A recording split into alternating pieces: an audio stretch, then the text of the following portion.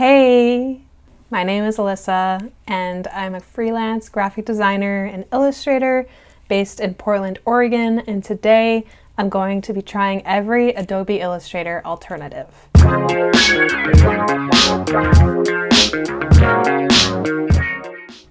In case you haven't heard, Adobe recently updated its terms to state that it can scan and use any work made in its platforms that are on the Creative Cloud. This is, of course, a huge issue for creatives who already struggle with work getting stolen, copied, or used to train AI. Beyond this very recent issue, obviously Adobe is a huge company which comes with its own rabbit hole of issues with a giant tech company. So I thought it would be fun to try using every Adobe Illustrator alternative. I'm an avid Adobe Illustrator user. I've basically been trained on Adobe programs from the beginning of my career. And so if you're in a similar spot and wanting to try other programs, hopefully this video will be a good gauge of what it will be like and a learning experience for the both of us.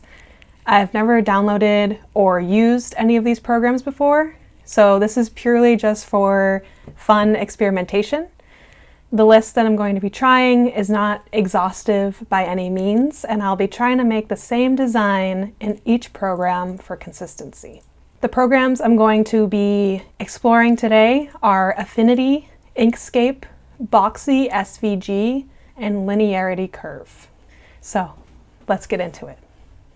So I'm going to be starting in Adobe Illustrator just to get a feel for what I'm going to be making in each program. Since Adobe Illustrator is still the program I'm most comfortable with, I'm able to make this graphic very quickly and easily. You can see here that I've already made this bird shape graphic before.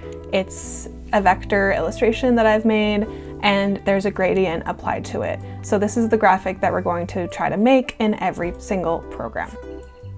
Okay, so I just opened up Affinity Designer 2, and this is what it looks like when I first open up the program.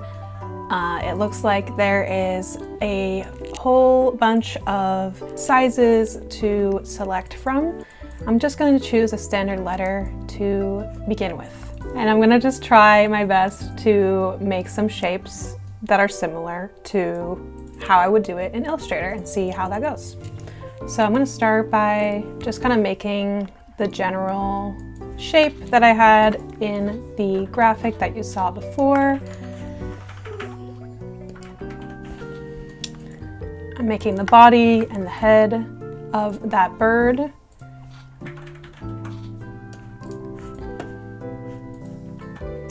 And I need to make a triangle now. So it looks like they have a triangle tool. I'm going to need to make a few of these for the wings and the tail. I'm using keyboard shortcuts and they are working the same, which is very surprising. I just pressed V to go back to the selection tool, and I also have used Option to copy these two shapes. And let's figure out how we can round the corners. I'm seeing up here that there's a corner thing, rounded. Okay, we have a percentage, it looks like. Okay, so rather than a certain pixel amount, it's a percentage of the corner that you want rounded. Okay. Cool. I'm going to be making a bunch of these shapes basically to create the head that I want.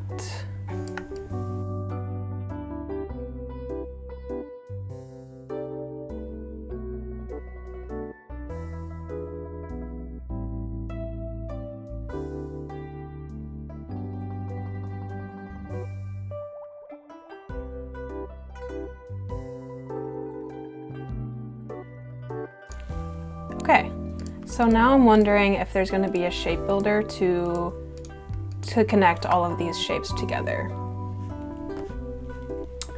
Seeing some shapes up in the top right hand corner. These look very similar to the shape builder tool in Illustrator, so I'm gonna try and do add. Okay, that worked great. That seems to have done basically the same effect as Illustrator. I don't love how the connection of the shapes is looking, so I'm gonna be trying to look for a smooth tool or something to smooth out those lines.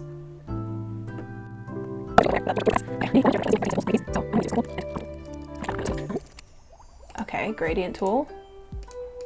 Clicking and nothing. Oh, okay, so it's a click and drag to apply a gradient. And it looks like if you continuously click and drag, it just automatically creates a new gradient for you.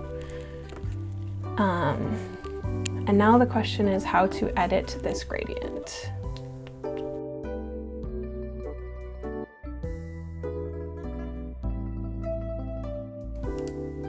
Oh, okay, so it looks like up here in this top bar, there's a place to edit things. I have to click on this color swatch block right there to edit the colors. And so for this white color, I'm going to change it to the orange that I had in the previous document that I was started from. I'm going to change this top color to the bluish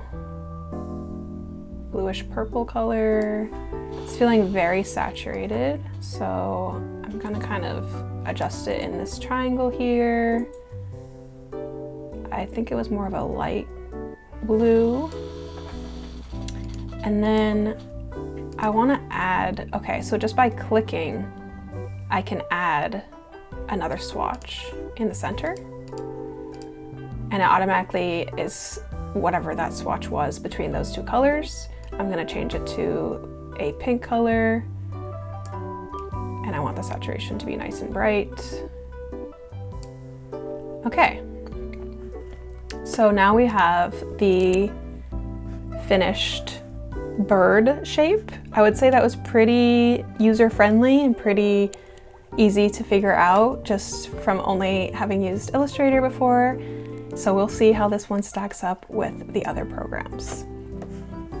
Next up, we have Inkscape. So this is what it looks like when you first open up the program.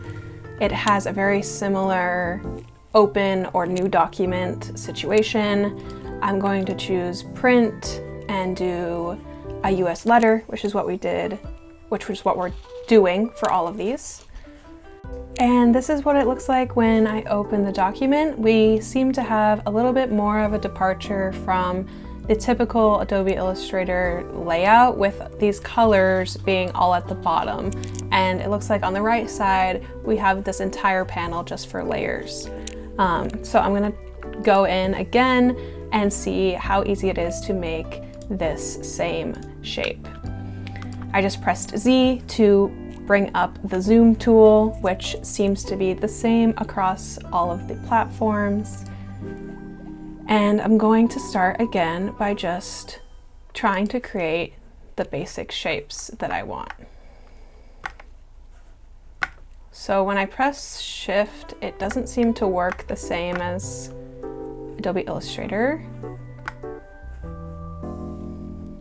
I'm not sure what that does. But I'm just gonna start with some basic shapes.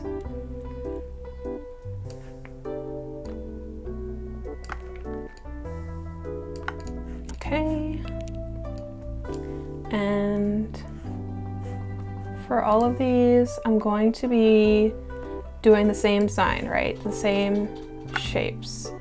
And I really am bothered by the fact that it doesn't lock when I press Shift with this shape tool. It doesn't seem like it's doing anything besides coming from the center of where you started your cursor when I'm just trying to make a perfect circle.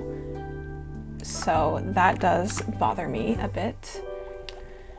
I've tried to press V for the direct selection tool as a keyboard shortcut, but that does not seem to be the same in this program. It does not select this selection tool. So that is a difference that I've noticed.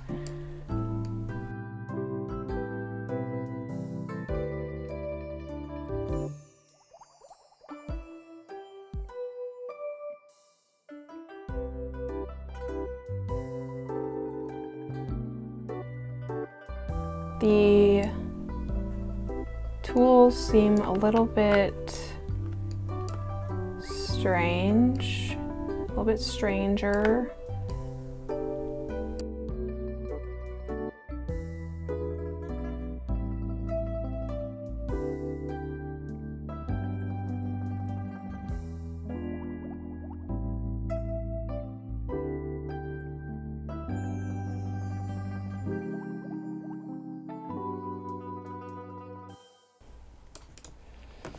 And then I want some rounded corners on this. So how do we do some rounded corners?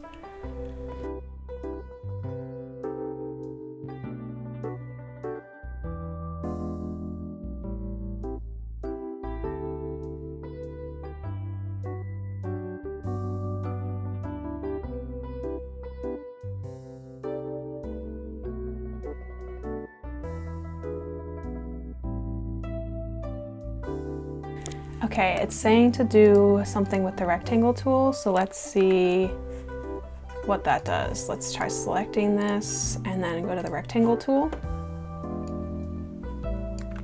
No. Does this do something?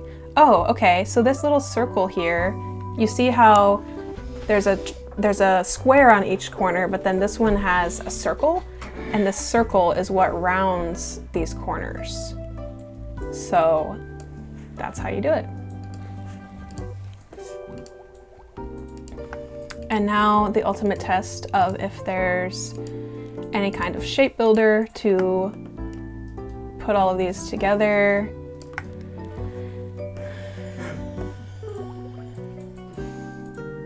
So this third tool down is the shape builder tool, and I'm just gonna kind of connect everything using this as I would normally. It's not really getting every tiny place, but let's see how that does. Okay, success. We did it. We made the shape. So now let's try to put a gradient. I'm seeing over here on the right-hand side, we have a fill. So I'm gonna do that with this gradient looking square, and it looks pretty good in terms of adjusting these things. I want the gradient to be going the other direction though. So how do we do that? Is there a gradient tool? Oh, there is, okay. So we can just manually adjust this for now.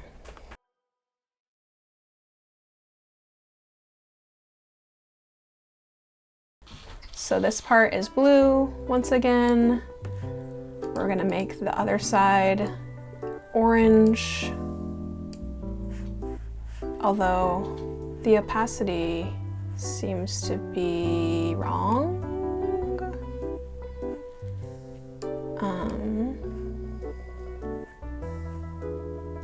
We have these, okay, so this last bar here is the opacity of the color.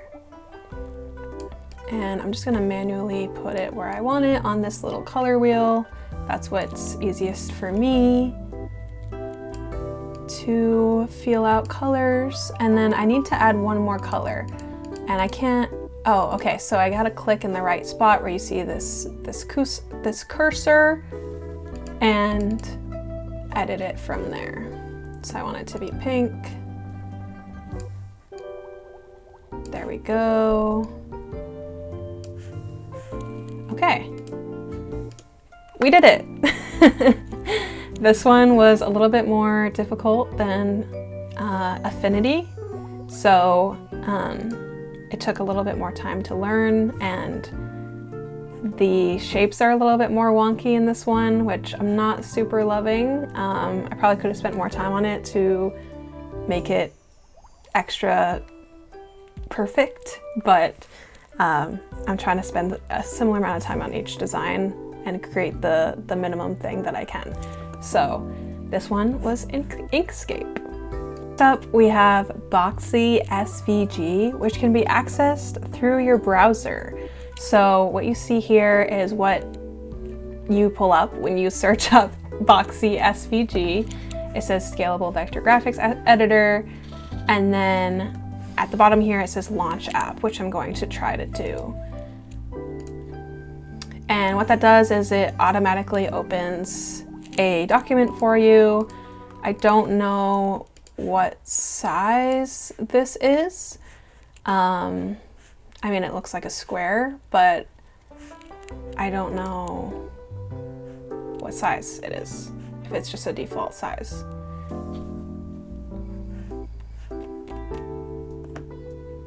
I'm going to try and see if I can change the size. When I press Z, it brings up this generators thing, this barcode generator, but I was kind of hoping to zoom out with that.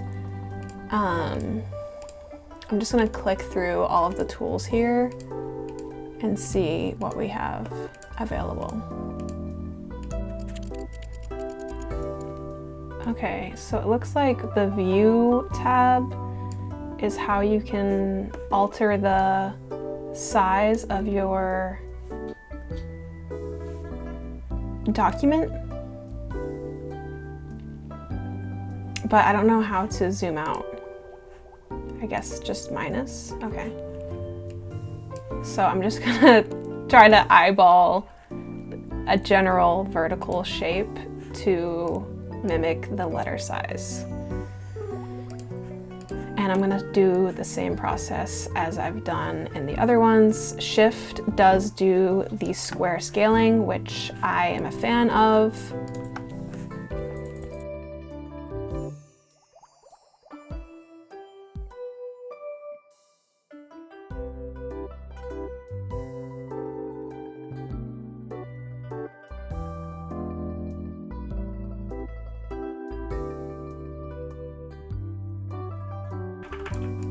So I can't really tell like what's selected. The shapes become highlighted when you hover over them, but once you click on multiple, they don't stay highlighted, just the bounding box of what's selected expands.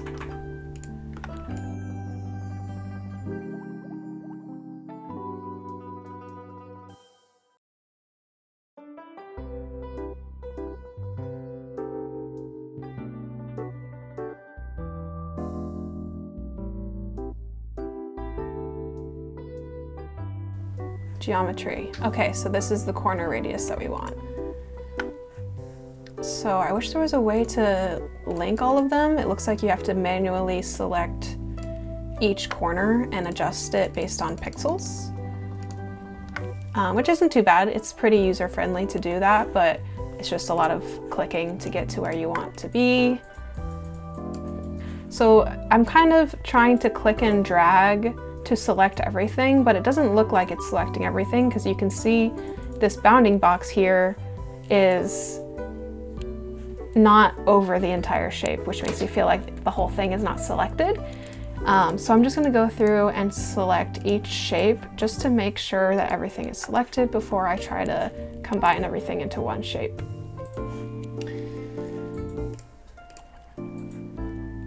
Okay, cool. So we have the Unite tool right there, which turns everything into one shape, which is super easy.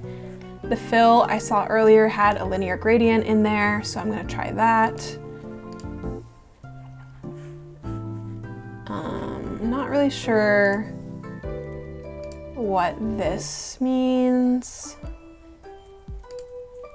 Okay, so I just clicked Edit Tool here, and that brought up the gradient tool, it looks like, of sorts.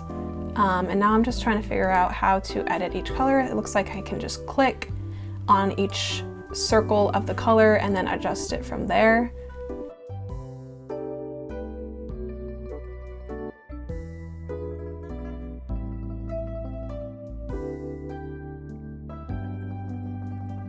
And there we go. We have made our shape. I would say Boxy SVG has a pretty user-friendly interface. It was very easy to make this pretty quickly. I like all the tabs on the right-hand side, very clearly marked with each aspect that you would have in creating vectors. So it's a thumbs up from me. So this is what linearity curve looks like when you first open it up on the desktop app. It has a very pleasing intro kind of pop-up situation here, and has some statistics for you to view before you get started. So now we are in linearity curve. I did have to start a 7-day free trial in order to access the program, and then after that it's $119.99 a year for the subscription to the program. So that made me a little nervous, I'm not gonna lie, because big payments like that for a yearly subscription make me a little nervous. If I forget about it, that's a lot of money to be charged at once. And I could not do the free trial with the monthly option. I had to select the yearly option in order to do the free trial. So, moving on, we have this main kind of document setup situation, as is the case in every program. We have some sample files down here, which I'm sure is very helpful for learning how the program works and how files are set up. So far, it feels very much like an app, which it is. So it does have that kind of feeling. I'm just gonna click on new document here and see what happens. Okay, so I'm gonna do portrait and US letter. Okay, I don't like how it keeps like making the window small.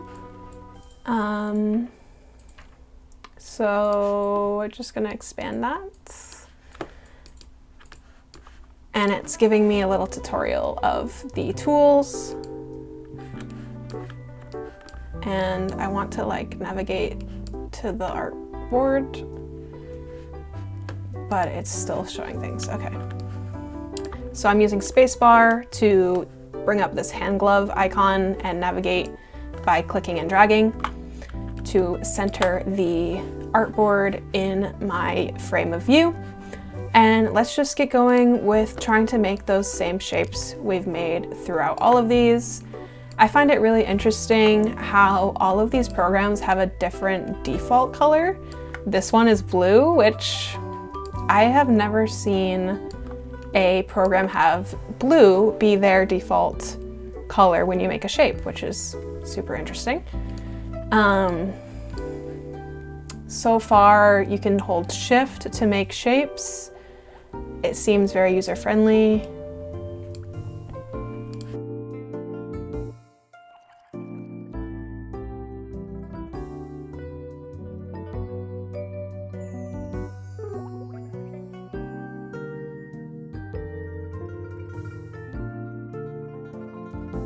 The smart guides feel really nice, I will say.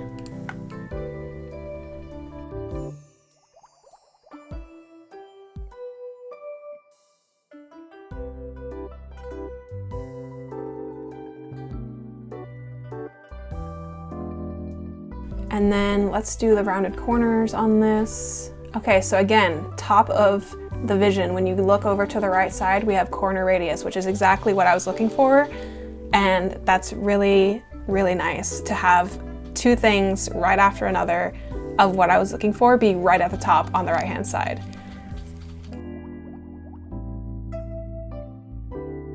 So now we have our basic bird shape, and I'm going to try and combine them all using some sort of shape builder. Let's see what we have. So right here at the bottom, I'm seeing path and all of these tools, which are the same icons or look very similar to every other shape builder tool. And so I'm going to click on Unite, which I know will unite the shape into one huge shape.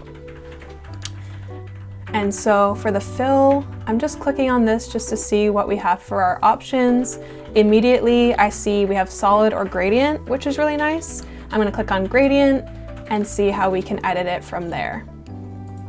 Again, it's a click and drag situation where you can click each point and adjust it manually on this artboard.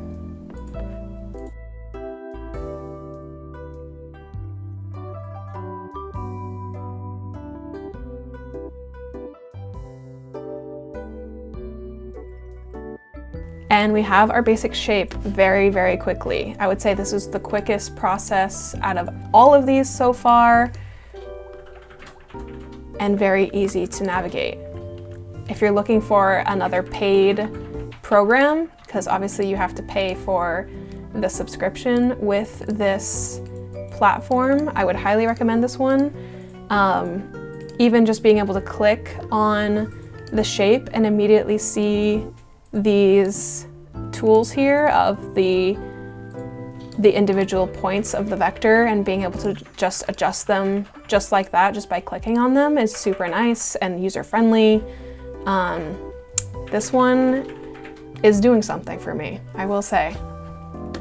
For the final result, I was not trying to be super picky with how each design looked. I was just trying to get the basic form down. So here are all of the designs that I did with just this vector illustration in each program, and you can see which program coordinated to each illustration, each vector illustration, and kind of compare and contrast from there. And honestly, all of these programs really surprised me. I feel like a lot of them worked well. There were some that I felt like were not as user-friendly as others. If I had to choose my favorite or one to replace the other, I would say that Affinity and Linearity Curve were the most user-friendly as someone that's coming from Adobe Illustrator. They were very easy to use, very easy to pick up initially for something like a vector illustration, and they are both paid. You do have to pay for them. Affinity is just a one-time buying of the program like Adobe used to be, and Linearity Curve is a subscription-based program. So depending on your budget and what you might be looking for in a new program, those are obviously things to consider. And the other options were really, good competitors, I would say. I would love to hear which program you might try in the comments. And thank you so much for watching. This was a really fun experiment for me to try out. Trying new programs is always something that I'm interested by. And don't forget to leave a like and subscribe if you like these types of videos. It really helps a lot, and I'll see you in the next one.